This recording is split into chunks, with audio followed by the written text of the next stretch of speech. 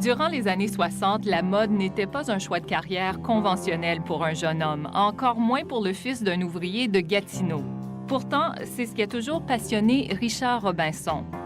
Dès un jeune âge, le petit Richard est fasciné par les tissus et la couture. À plusieurs reprises, il se fait dire de faire autre chose, mais Richard persévère. Quand vient le moment de faire des études, il se rend à Montréal et ensuite à Paris. Il travaille chez Christian Dior et Yves Saint-Laurent. En 1969, il rentre chez lui à Ottawa pour fonder sa propre maison de haute couture. Sa première cliente deviendra son épouse. Et ensemble, Richard et Louise Robinson formeront le couple de la mode de la capitale. Richard habillera Mila Mulroney, Aline Chrétien et Michaël Jean. Mais c'est l'ensemble d'1 million de dollars confectionné pour Marlène Copeland, l'épouse d'un homme d'affaires d'Ottawa, qui fera tourner des têtes. En 45 ans, Richard Robinson s'est taillé une place dans le monde de la mode canadienne. Et tout indique que ça va continuer, puisque pour les Robinson, la mode est devenue une affaire de famille.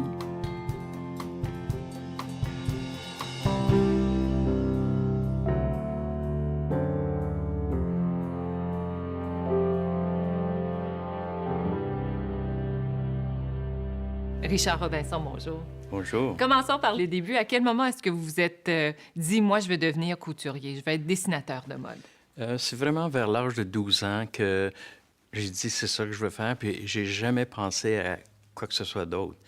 Cette journée-là, le professeur nous fait prier pour se concentrer sur ce qu'on devrait faire dans la vie. Puis moi, ça m'est venu à l'idée dessinateur de mode. Et j'ai pas été formé d'une famille qui était dans la mode du tout. Ma mère faisait pas de couture. J'avais 3 sœurs, puis un frère. Puis moi, je jouais plus souvent avec leurs poupées pour les habiller. J'avais du plaisir à ça parce que j'aimais la mode, même jeune comme ça. Puis j'ai pas été influencé du tout par personne. C'était naturel pour moi, puis ça gênait un petit peu mon père parce Il que... n'aimait pas ça? Non, ben lui, il disait, les gars, j'ose pas habituellement avec des poupées. Puis moi, je m'étais préparé une grosse boîte de linge avec les robes puis les pantalons de mes sœurs, puis avec des chapeaux puis des sacs à main. Puis le samedi, j'allais jouer avec les voisines. Puis eux autres voulaient toutes jouer avec moi, hein, parce qu'on faisait des fashion shows. Je les habillais, on prétendait qu'on s'en allait à un mariage, puis eux autres n'en revenaient pas. Fait que là, à chaque samedi, c'est ça. À l'école, est-ce qu'on vous a encouragé, découragé dans votre choix de profession? À un moment donné, le professeur nous fait faire une composition sur ce qu'on veut faire plus tard. Moi, j'étais tout excité, là. Ah, enfin, je vais pouvoir, tu sais. Fait que cette journée-là, on présentait devant l'attelage notre composition. Puis moi, je m'étais tout mis beau, là. J'ai dit, ah, ça va. Fait que j'arrive en avant de l'attelage. J'ai dit, moi, c'est parce que je vais devenir dessinateur de mode. Alors, tous les gars dans la classe, même le professeur, on rit, c'est là. Puis là, ben, c'est drôle parce que ça m'a donné encore plus de courage pour... Fait que j'ai présenté mon exposition. Puis, après la présentation, même le professeur me dit, tu sais, Richard, là, il y a bien des choses qu'un homme peut faire autre que la mode. Mais c'est drôle parce que ça m'a encouragé encore plus de leur prouver que... Mais puis une journée à la boutique, là, ce professeur-là, il est venu me voir, puis il dit, je le savais que tu... Mais j'ai rien dit, parce que ça valait pas la peine, là. Mais c'est drôle, hein, parce que tu veux faire quelque chose, puis au lieu de t'encourager, parce que le monde ne sont pas obligés de tout faire des pompiers, des polices, puis des chauffeurs de taxi, des camionneurs. Tu sais, je veux dire, tu fais ce que tu sens à l'intérieur. Puis moi, je suis certain que ma mission, là, c'était ça, parce que tout ce que j'ai réalisé, là, ça s'est tout fait normalement. À un moment donné, vous êtes allé à Montréal pour faire des études en mode. En mode. Et peu de temps après, vous vous êtes retrouvé à Paris. J'imagine, en quelque part, Paris étant la capitale mondiale de la mode, surtout à cette époque-là, ça a dû être libérateur pour vous. Ben oui, parce que à Montréal, ce que j'avais fait comme cours de 2 ans, ça me permettait d'aller travailler dans une manufacture, coudre une machine. Mais moi, dans ma tête, c'était pas ça. Mais vu que c'était une école de mode, j'ai dit, ben ça doit être ça. Mais c'est pas ça. Fait que j'avais parlé à une de mes professeurs qui était française. Madame Verdier, c'est une femme formidable. Puis elle m'encourageait beaucoup aussi. Elle disait, puis là, j'ai dit, ben Madame Verdier, moi, j'aimerais, là, produire des vêtements comme les grands couturiers à Paris. Mais elle dit, Richard, pour faire ça, il faut que tu ailles à Paris. Il y a la Chambre syndicale des couturiers parisiens. Puis elle dit, là, tu vas avoir une formation pour produire des robes haute couture, tout ça. Puis, tu vas pouvoir faire comme les grands couturiers. Puis vous êtes allé cogner sur des portes. Là. Je pense que vous aviez 17 ans. Vous êtes allé cogner aux portes de Christian Dior, d'Yves Saint-Laurent. Assez téméraire pour un jeune Canadien. Oui, puis pour moi, c'était normal parce que je voulais aller travailler. Il fallait que je les rencontre. Mais je pensais pas qu'il fallait prendre un rendez-vous. Puis ça. Alors, j'arrive chez Courrèges, le premier que je suis allé voir, Courrèges. Puis lui, il me dit, puis c'était drôle parce que je demandais pour voir André Courrèges, là. Fait que la personne qui était là, elle dit, est-ce que vous avez rendez-vous avec... J'ai dit non, mais j'aimerais ça le rencontrer. Puis André Courrèges vient me voir, il m'amène dans le salon de présentation qui était tout blanc, les chaises. En tout cas, c'est impressionnant. Puis là, je lui dis, Monsieur Courrèges, c'est parce que moi, j'aimerais travailler dans une maison de haute couture parce que je commence mes cours à la fin de septembre. Fait qu'entre-temps, j'aimerais... il dit, nous autres, c'est le temps des émeutes à ce moment-là. Lui, il dit, on a beaucoup moins de clientes américaines, fait qu'on est obligé de laisser du personnel aller. Mais il dit, moi, je suggère, s'il y a une place qu'ils peuvent te prendre, là, ça va être chez Christian Dior. Puis il dit, je connais le chef du personnel, je t'écris un mot, tu y vas là, tu le présentes, puis... Fait qu'il m'écrit le mot, fait que moi, je vais chez Christian Dior. Fait que la personne qui me reçoit, elle dit, est-ce que vous avez rendez-vous? J'ai dit, non, mais j'ai un mémo d'André Courrèges. Fait que, puis tu sais, quand j'étais Canadien, j'étais pas laid, puis... fait qu'il voyait mon innocence. Tu sais, là, il voyait comme, quand je parle maintenant, je ferais jamais ça. Fait que j'ai rencontré, puis j'ai pu travailler pour la Maison Christian Dior dans l'atelier où on faisait les robes de soirée, les robes cocktail. J'ai même travaillé sur une robe pour Elizabeth Taylor. Wow. C'était... Mais vous n'êtes pas resté à Paris. Est-ce que c'était toujours dans vos plans de rentrer et d'ouvrir votre propre maison de couture à Ottawa? Oui. Ouais. Avant de partir, là, j'avais même fait des plans. Ma maison de couture va être comme ça, les salons de serrage vont être comme ça. Tu rêves quand tu es jeune, tu sais, puis tu penses pas que ça prend de l'argent. Puis moi, là, c'est... alors, j'avais fait des plans. Puis quand j'étais à Paris, je me disais, je vais retourner à Ottawa. Je vais ouvrir ma propre maison de couture. Est-ce qu'il y avait une demande pour une maison de couture à Ottawa dans les années 70, début des années 70? Non, il y avait... Mais tu le crées, tu sais, je veux dire. Puis moi, dans ma tête, là, c'était possible. Je voyais là, que j'avais une maison de couture, les gens viendraient, se faire des vêtements, je présente des collections, puis je rêvais. Mais c'est réel. La cliente m'inspire beaucoup. Parce que quand je vois la cliente, je sais quel style de femme que c'est. Je vais dessiner pour la forme qu'elle a. Puis la forme, ça n'a pas d'importance. C'est là parce que tu peux avoir une belle grande femme mince et elle est, ou tu peux avoir une femme plus grassette. C'est toujours en conséquence avec la cliente, puis la mettre la plus belle possible.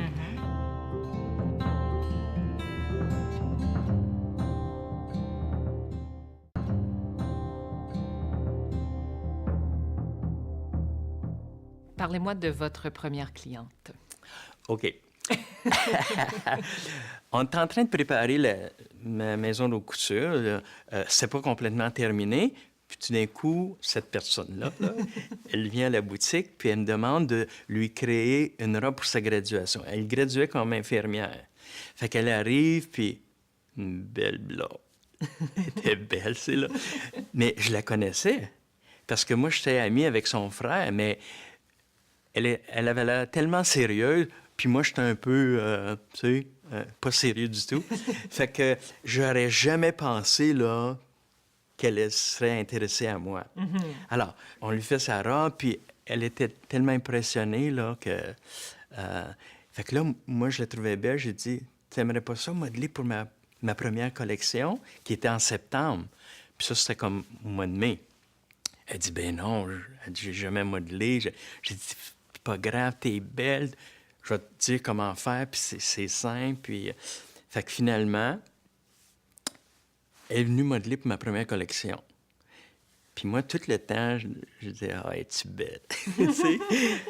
Fait qu'à un moment donné, elle m'invite pour aller chez elle pour un souper.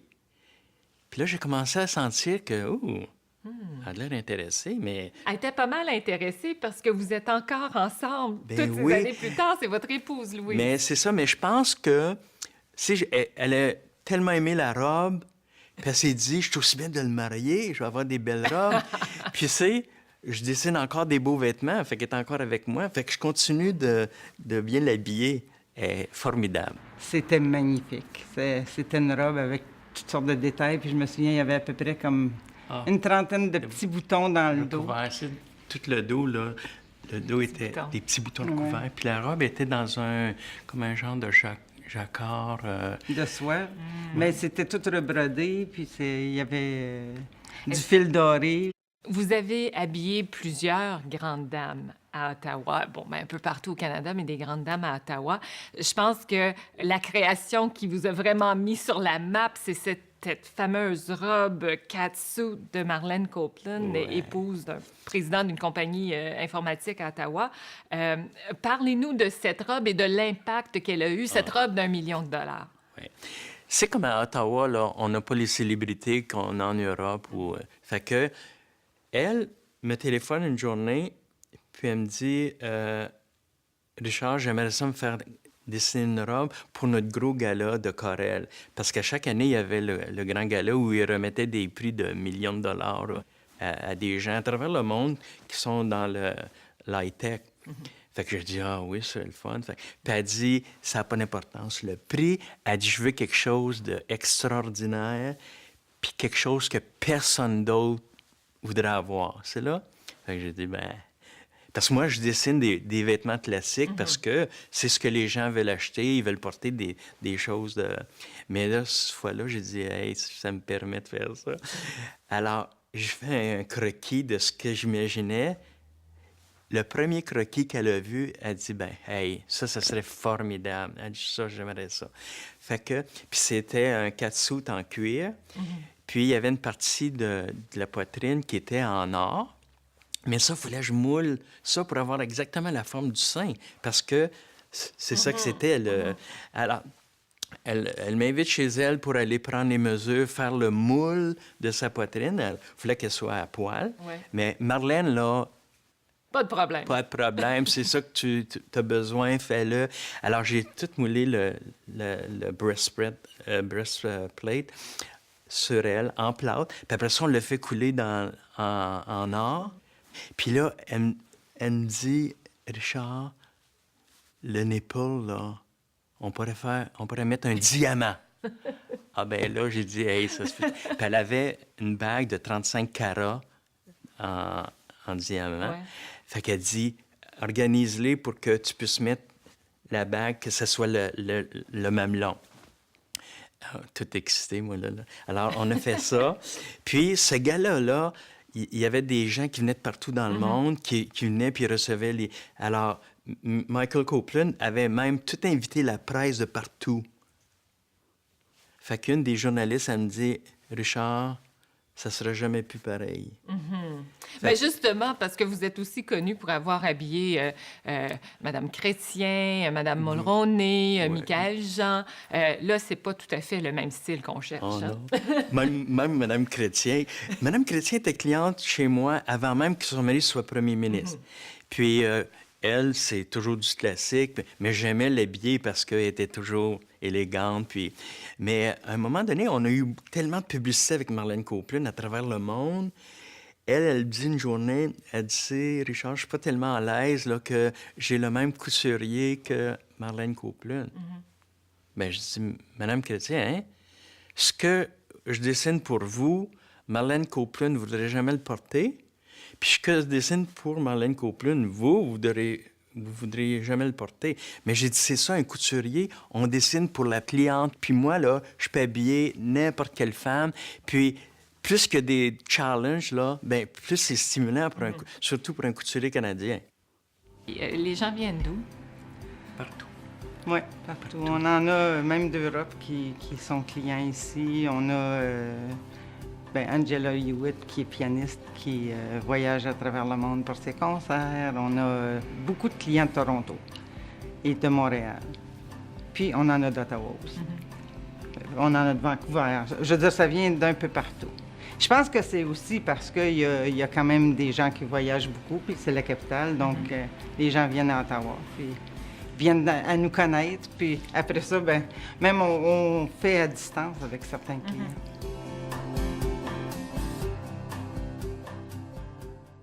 Mais vous voulez changer de style. Vous avez changé de style. C'est-à-dire que moi, je l'ai obligé à Ah changer. oui? Alors, OK, on va avoir la vraie histoire.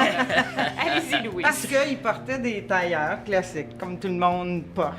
Et puis j'ai dit, vraiment, là, il est temps que les hommes changent. T'as assez d'imagination, là, pour trouver quelque chose. Puis la première collection qui a sorti pour hommes, c'était fantastique. Puis même que lui, il y a des clients qui vont venir, puis ils commandent un de ses styles, puis tout à coup, oups, là, la peur les prend, puis peut-être rajouter une lapelle, peut-être rajouter... Fait que ça finit toujours par changer. L'habit pour homme, là, c'est pas vraiment la largeur du pantalon parce qu'on en retrouve dans toutes les largeurs. Oui, oui. Tu sais, les lapels d'un jacket, il y a 3 largeurs. Fait que une saison, la manufacture va produire des lapels de 2 pouces et demi. L'année après, elle va le faire à 3 pouces pour... tu sais, mais c'est juste ça le détail qui change.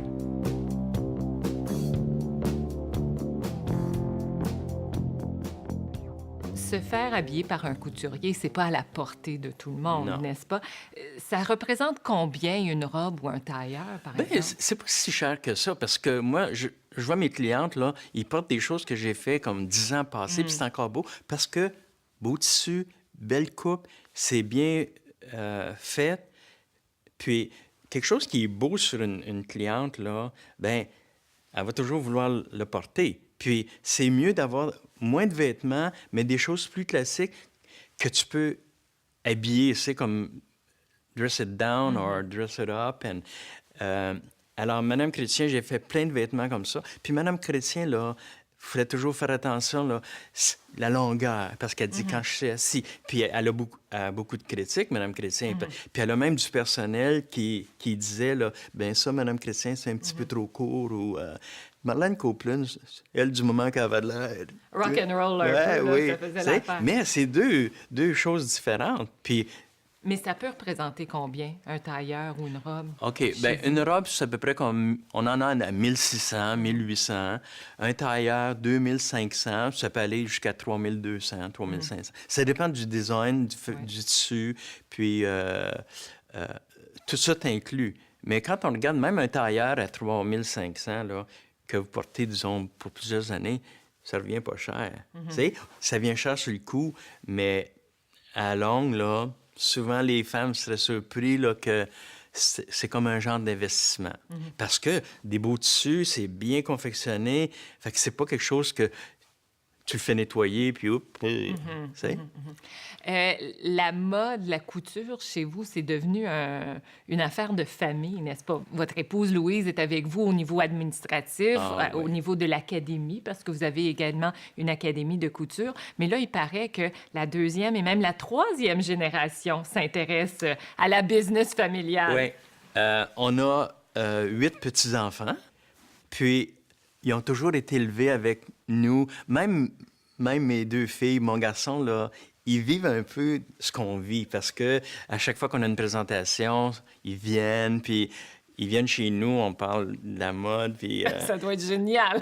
Puis ils sont tous intéressés, tu sais, comme... Parce qu'on les fait sentir qu'ils font partie. Puis c'est vrai, parce que si jamais ils voulaient se joindre à nous, ils peuvent le faire n'importe quel temps. Même ma fille qui est architecte à Los Angeles, moi, dans mon idée, elle va prendre un peu la relève. Mais c'est une personne qui est indépendante, puis elle voulait faire quelque chose d'elle-même. Pas dire que j'ai suivi mon père, puis ça a donné ça. Non, elle voulait être architecte, puis elle est partie pour étudier à Laval. Elle a gradué, puis elle est tout de suite partie à Los Angeles comme architecte, puis elle a eu du travail comme ça. Fait que là, elle a sa propre entreprise, puis je suis fier. Oui. Mais des fois, elle dessine des vêtements pour moi qu'on produit parce qu'elle adore la mode. Puis vous avez une petite fille aussi qui est intéressée. Elle n'est pas grande encore, là, Non, mais ça viendra. Mais elle a, comme Ève, cette année, elle a présenté... Elle a quel âge, Ève?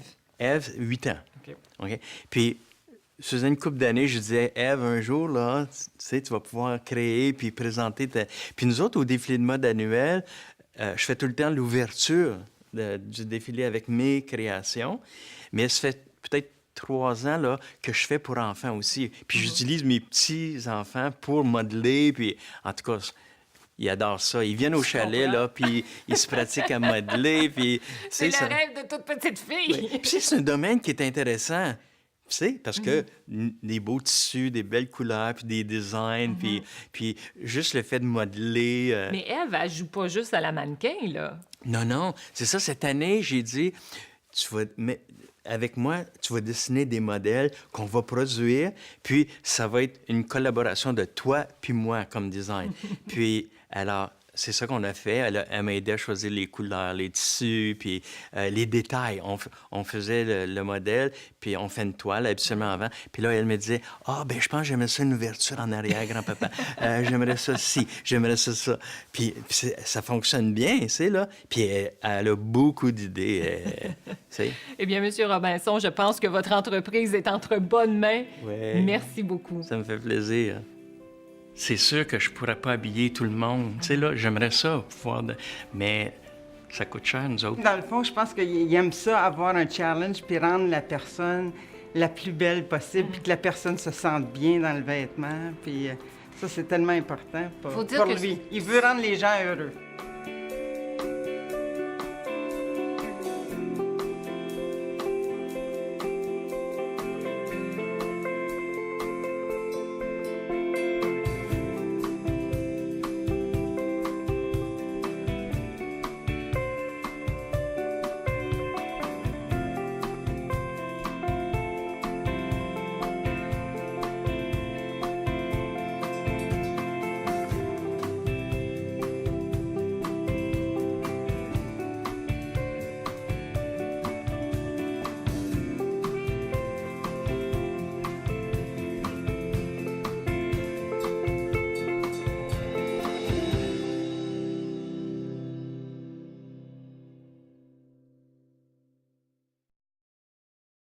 Je faisais pas de couture.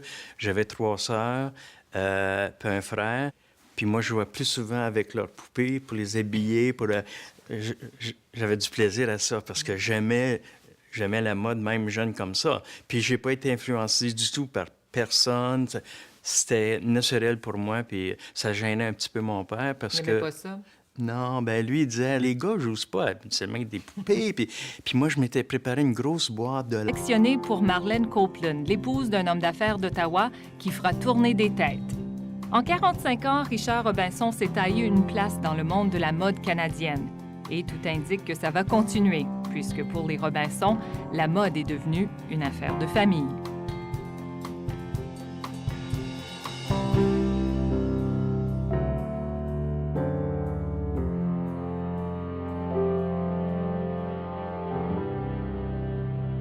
Quand vient le moment de faire des études, il se rend à Montréal et ensuite à Paris. Il travaille chez Christian Dior et Yves Saint-Laurent. En 1969, il rentre chez lui à Ottawa pour fonder sa propre maison de haute couture. Sa première cliente deviendra son épouse. Et ensemble, Richard et Louise Robinson formeront le couple de la mode de la capitale. Richard habillera Mila Mulroney, Aline Chrétien et Michaël Jean. Mais c'est l'ensemble d'1 million de dollars qu'on fait.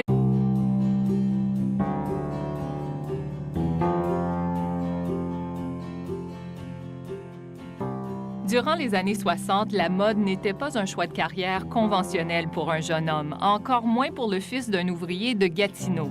Pourtant, c'est ce qui a toujours passionné Richard Robinson. Dès un jeune âge, le petit Richard est fasciné par les tissus et la couture. À plusieurs reprises, il se fait dire de faire autre chose, mais Richard persévère. Richard Robinson, bonjour. Bonjour. Commençons par les débuts. À quel moment est-ce que vous vous êtes dit, moi, je vais devenir couturier, je vais être dessinateur de mode? C'est vraiment vers l'âge de 12 ans que j'ai dit, c'est ça que je veux faire, puis j'ai jamais pensé à quoi que ce soit d'autre. Cette journée-là, le professeur nous fait prier pour se concentrer sur ce qu'on devrait faire dans la vie. Puis moi, ça m'y venait l'idée, dessinateur de mode. Et j'ai pas été formé d'une famille qui était dans la mode du tout. Ma mère